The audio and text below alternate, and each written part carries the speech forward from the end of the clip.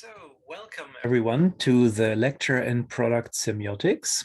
The lecture is in English and the text is in Swedish, so I hope you're going to be okay with that. Product semiotics is my favorite aspect of product and industrial design, actually. And you'll probably agree with me once you've seen this, that it is fun. Just a quick word about how this course is set up. We have a total of 6 times when we meet. The first one is this intro here that you see with a lecture, and I'm going to give you 3 lectures during the course of the course. And there are going to be, well, jobs to do at the end of them, leading up to a final project. So every time I'm hoping to give you a little more to add to the picture that will eventually put together your project. Let's take a look at the actual word product semiotics and what it does. You've probably all seen this silhouette before, and we know which company makes this bottle, right? It is clearly Coca-Cola, and we recognize that because of the way it looks. How is it even possible that that is so easy? So there are certain elements that comprise this. One is a thing we call grundtecken in Swedish, which is like the basic symbol. And it creates something called igenkänningsvärde, a recognition value, if you like. In the case of this bottle, it begins with the silhouette. This is the silhouette of the Coca-Cola bottle. And it's one of the aspects that make us recognize that bottle so easily. There are some others that also help. We have, for example, the color brown. We have a certain kind of typography. More recently, the color red has been added, but with recently, we're talking 50 years ago. So this brand has been around for a long time. And everything they have done has added to their recognition value. We are talking about 4 very simple things here that create this recognition value, that cause us to recognize the fact that a product comes from a certain family, if you will, a family, a brand. It's a certain pattern that is on a product. It's a certain color or combination of colors. We have certain proportions. This could include size, but is more to do with the proportionality of things towards each other that exist within the same product. And then we have the actual form. So we can already say that there is a bit of a recipe going here for creating a recognition value in a product. And it is the product's form, the product's color use, any patterns that might be commonly occurring there, and the proportions that we see. I've made a bit of a gallery here of things that have a very high recognition value. I'm pretty sure you recognize this car immediately. You know what brand this car is, even though it's not written anywhere. It's a Rolls-Royce, right? It's a Rolls-Royce because it has certain things that only a Rolls-Royce would have. And it's the looks of it. We would probably recognize this car as a Rolls-Royce, even if a few of the more obvious elements were not there. And this goes back into history. We have certain proportions. Again, you know, we have a long bonnet. You have a fairly short trunk. Basically, the entire appearance of the vehicle is iconic in a way. And this is generally used very much in the car industry. This is an old Land Rover, but they always looked a bit like this until they stopped making that particular model, the model Defender, as they called it more recently.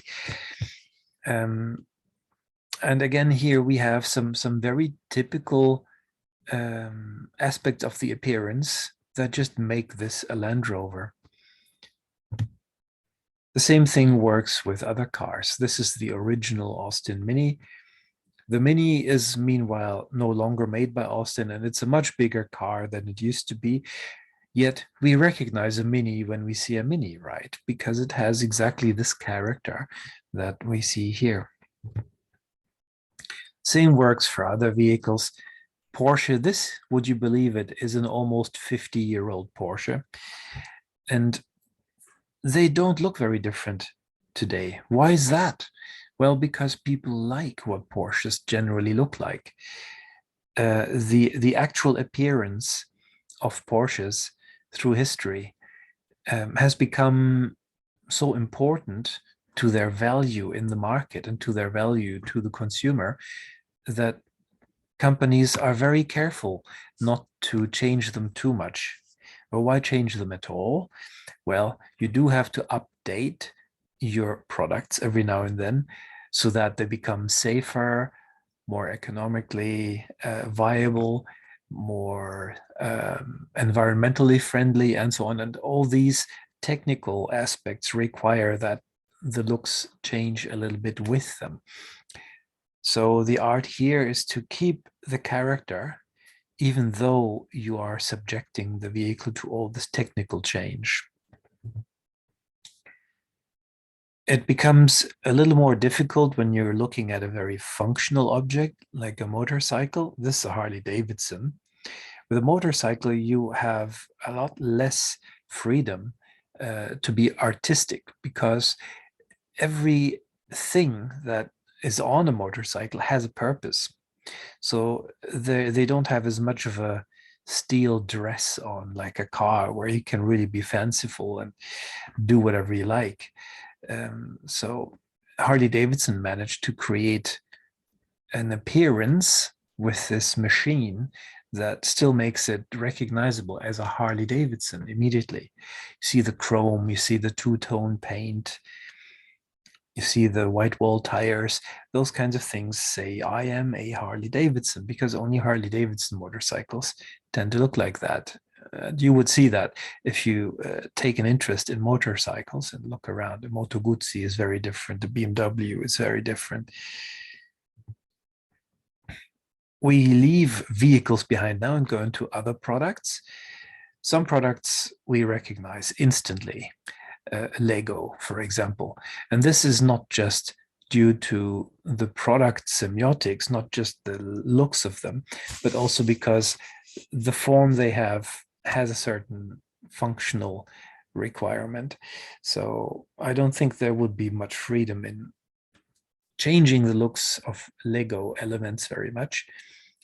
Yet this is exactly what they look like. They're highly functional things in primary colors that have little knobs on them. And we recognize and see the difference between a Lego element and something from some other brand that may work on the same principle, just because of the dimensions and how exactly the proportions interact, the proportions of the little round knobs at the top and the rest of the rectangular shape. So that is where proportion is mostly helping us recognize that it is a Lego element and not another brand. Barbie dolls. Barbie dolls are also recognizable. Of course, they have been copied a lot. And you might say, well, their shape is just like a human. But is it? No, actually, it's not. When you look at the way Barbie dolls are shaped, you'll see a few things that make them different from real humans. They have much thinner, much longer arms and legs than a real human would have. They also have longer necks. They have bigger eyes than you would normally have as a human. The hair is incredibly robust looking and strong and long. So There is a certain look that comes with a Barbie doll. I'm pretty sure if you saw a person who looked exactly like a Barbie doll, they would look like a fake human to you. So there are certain elements that define a Barbie doll as compared to a real human. When you're looking at foods, this is, of course, also beginning to happen, or has happened a long time ago. Chocolate bars have their telltale shapes to set themselves apart from their competitors. This is a Kit Kat bar. Originally, the idea was to have a bar that is many small bars that can be broken up. And this has then become their typical look. Toblerone has found their own shape. If Toblerone were ever to create their own, say, furniture, they would probably fall back on this pyramid shape to say, we also come from Toblerone. Now, here's an interesting one that I'd like to talk about a little longer, because there is one danger that especially young designers easily fall for when they are asked to complete a task that has to do with the semiotics of a product. It's very easy to just look at the thing and go, okay, we're making a Birkenstock product that's not a shoe, so we're going to make it look a little bit like the bits that we see here on this shoe, and that should be enough, shouldn't it? And it is not. I tell you honestly, to really get your head around product semiotics, you need to go back into the history of a company and find out the original motivation why they shaped their product the way they did. Because that thought is what you want to capture. And with that, you can actually go and make a much better decision on the shapes that you're implementing. Now, the original Birkenstock shoes looked the way they do because Birkenstock wanted to create a shoe that really totally equates the human body. They wanted to make a shoe that is the most perfectly comfortable shoe for the human body. So they started taking imprints of human feet in sand to create the sole, the inner side of them, and the actual shape of them, and so on. So these shoes are made for comfort. They are made to accommodate the human form as it actually is. And that should be the thought behind making an object look right for Birkenstock. Forget about that they're brown or that they're chunky looking or whatever. Those are all just results of the original motivation to make them perfect for the human body. So this is the sort of information that you need to dig for when you're going back into a company history to understand why they are shaped the way they are, okay? No superficial imitation. We want to find out how it started and what they were really trying to do with that shape. And that's what we are using too. A few more examples here. We have a Rolex watch. It's a watch. I mean, it doesn't look that crazy different from a normal watch, yet there are some things that make it a Rolex. The combination of silver and gold, as you would hear about in a fairy tale, for example, when the prince brings gold and silver, that's Rolex. You have this combination of these two materials. When you're looking at a product to find out what it actually is that makes it different, I think you need to discount everything that has to do with functionality. It's not the function as such that we are able to use in product semiotics. It's the whimsical bits, the things that may not actually have a function, that we can carry over into the form of another product from the same family.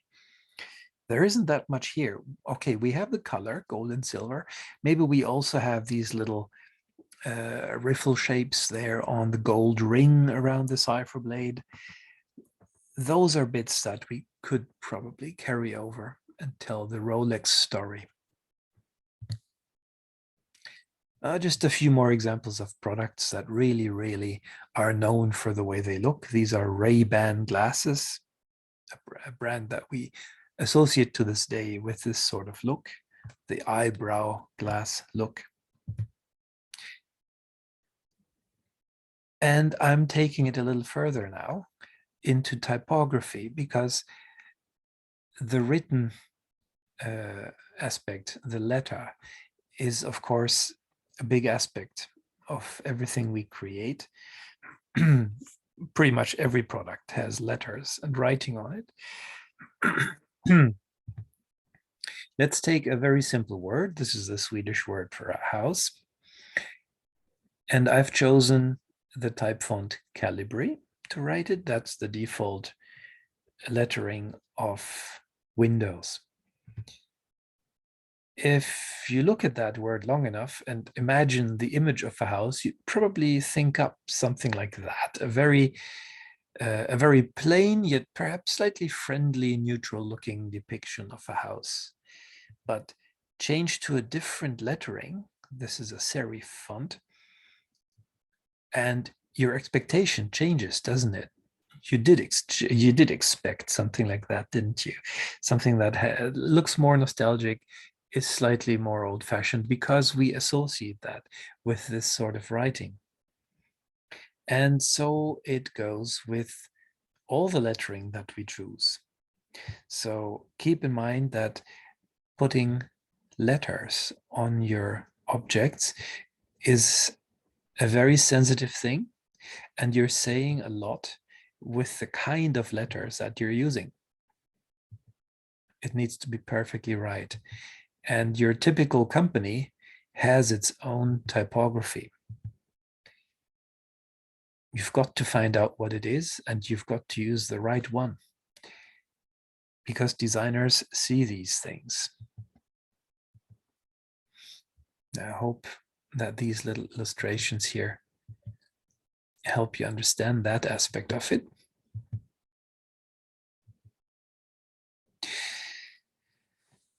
Now, what actually is the purpose of product semiotics for us designers?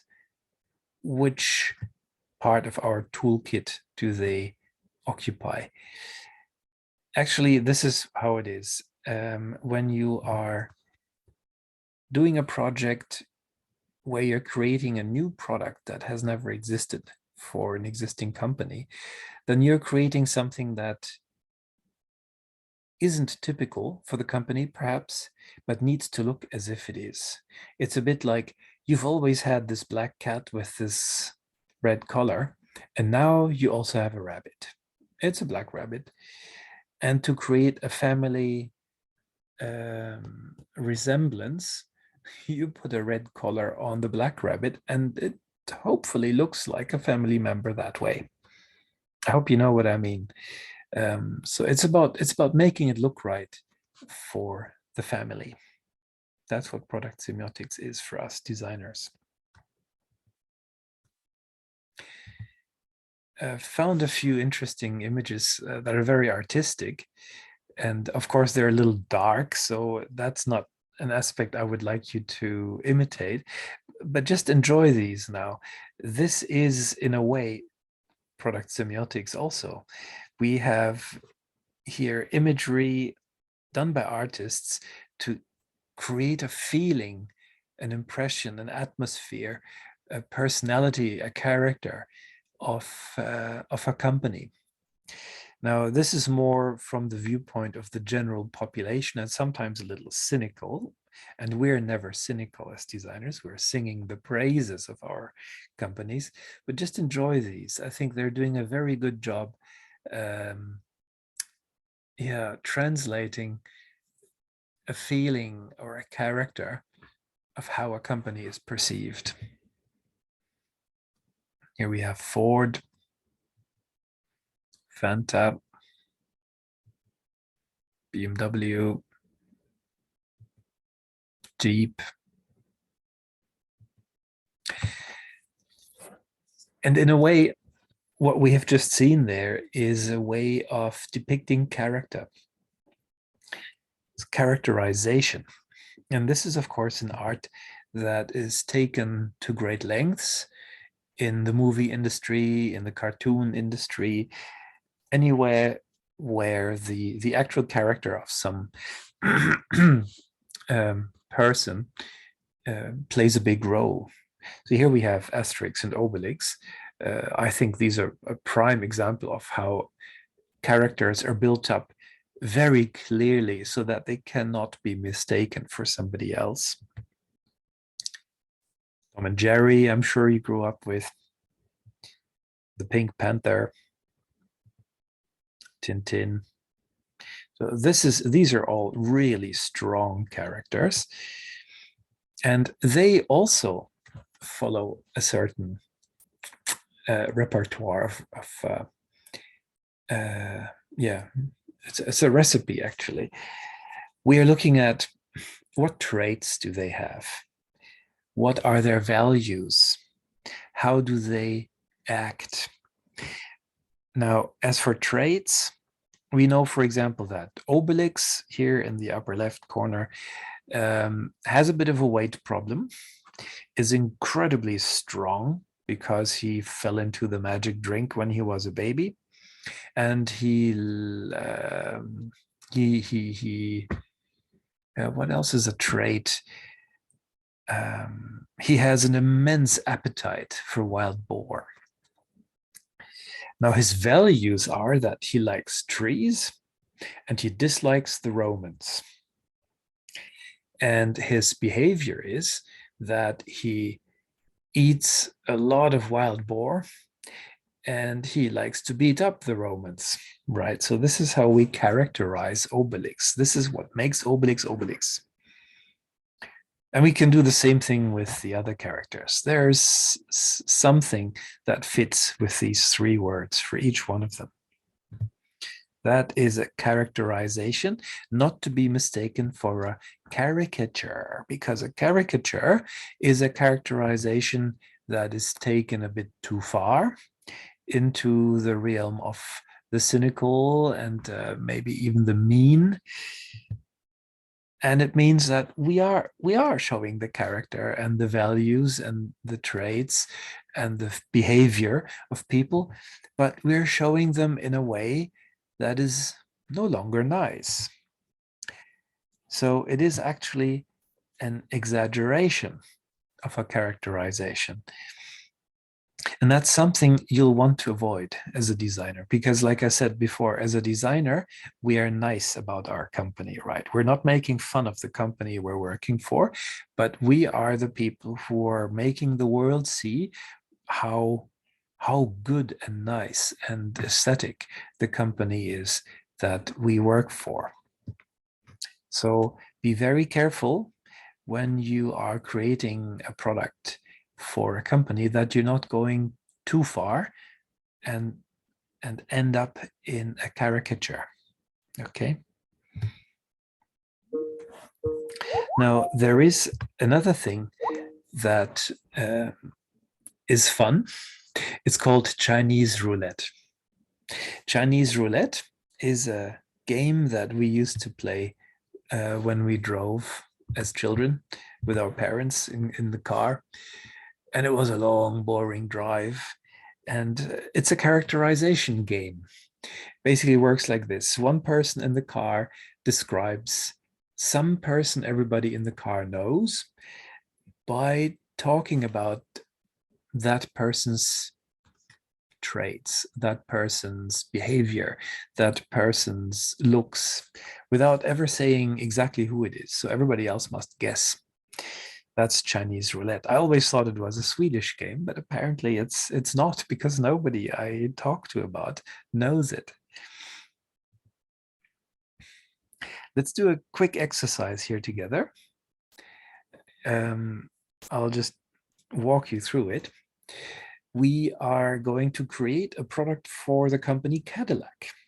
Cadillac, you all know, I hope, is an American luxury car company. And Cadillac has now decided that they want to make furniture. They want to make sun chairs. So here's a very generic sun chair on the right side. How do we make a sun chair that looks like it could belong or could be from Cadillac? We need to analyze Cadillac about a number of things, like what form does a Cadillac normally take? What colors does a Cadillac normally have?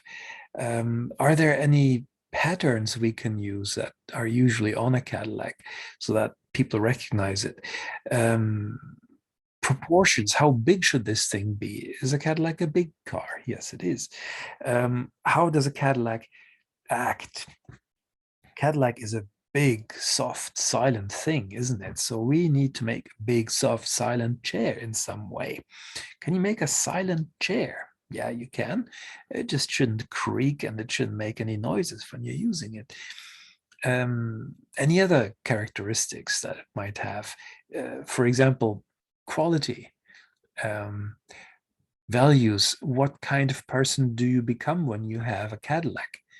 Well, it makes you a nouveau riche, doesn't it? It's usually people who want to flash how successful and wealthy they are. So all this needs to be possible with that sun chair. Here it is listed again, and here in English. Now, my suggestion is this here could be a Cadillac sun chair. I've just taken a photo of a normal sun chair that seemed okay to me. And I think if Cadillac was to make a sun chair, it could look a bit like that. I've added a few bits and bobs so that it looks more Cadillac-y. And I think it's doing it. It clearly doesn't look like a sun chair that was made by, let's say, Caterpillar. That would look very different, wouldn't it? So we can say that there is a bit of a recipe of things that we can check so that we can mix together a nice little solution. Form, color, patterns, proportions, the way it acts, any traits it may have, and any values that come with it. What kind of person you become when you have this. So I hereby start the project. I'd like you to start researching and understanding the brand that you have been assigned. There should be a thing on the platform that tells you which project you have been assigned. And please make a short presentation about what you can find about the brand's history and its typical appearance. Just a 5-minute thing till next time. And you are welcome to use the next slide here as a template for it. And that's it. Thank you very much and all the best.